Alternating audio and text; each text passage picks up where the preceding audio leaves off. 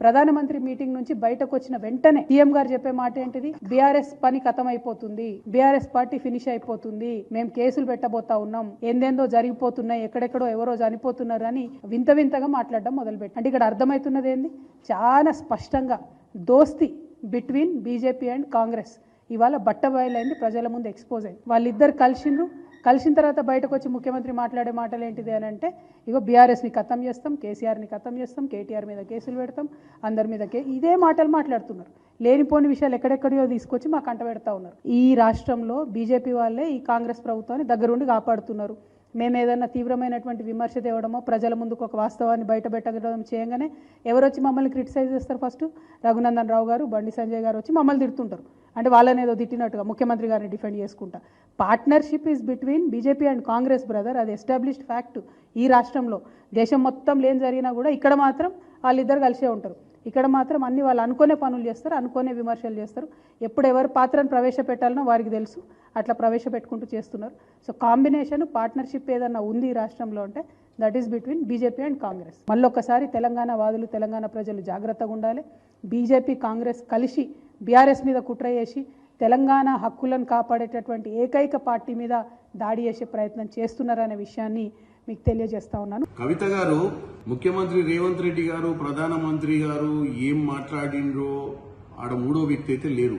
మరి మీకు ఎట్లా తెలిసిందో వాళ్ళిద్దరు ఏం మాట్లాడినరో, వాళ్ళిద్దరు ఏం కుట్ర పడినరో ఆయన బయటకు వచ్చిన తర్వాత మీ మీద అబండాలు వేస్తున్నారని చెప్పి ఏదో తెలంగాణ ప్రజలకి అలా పొద్దున్నే మీరు మీ వంతుగా, అంటే రోజుకొకరు వంతు కదా మీ కుటుంబంలో మాట్లాడాల్సిన వంతు, మీ వంతుగా ఇవాళ ఏదో బయటకు వచ్చేసి బీఆర్ఎస్ పార్టీని ఖతం చేస్తామంటారు, బీఆర్ఎస్ పార్టీ గురించి నెగిటివ్ గా మాట్లాడుతున్నారు అని చెప్పి ఏదో మాట్లాడుతున్నారు. బీఆర్ఎస్ పార్టీ అంటే తెలంగాణకు కట్టుబడి ఉంటుంది అని చెప్తున్నారు. తెలంగాణకు మీరు కట్టుబడి ఉండలే. 10 సంవత్సరాలలో తెలంగాణను పెట్టుబడిగా పెట్టి 7 లక్షల కోట్లు రాష్ట్రంలో అప్పులు చేసి 1000 కోట్లు దండుకొని విదేశాలలో మీరు పెట్టుబడులు పెట్టడమే మీ యొక్క తెలంగాణకు మీకు కట్టుబడితనం. దాని గురించి మాట్లాడటం మొదలు పెడితే ఇప్పటికే తెలంగాణ ప్రజలకు మన గురించి తెలిసిపోయింది. ఇక పోతే కాంగ్రెస్ పార్టీ, బీజేపీ కలిసి డ్రామాలు ఆడుతున్నాయి. వాళ్ళిద్దరూ ఒక జట్ అయ్యారు అని చెప్తున్నారు. ఎవరికి ఎవరు జట్ అయ్యారో తెలంగాణ ప్రజలు ఆల్రెడీ చూసారు. 8 మంది ఎంపీలను గెలిపియనికే ఎవరికి ఎవరు ప్రోత్సహించారు, ఇప్పుడు జరుగుతున్న ఎమ్మెల్సీ ఎన్నికలలో క్యాండిడేట్ ని పెట్టకుండా ఇంటర్నల్ గా ఎవరికి ఎవరు సపోర్ట్ చేసిరు అనేది కూడా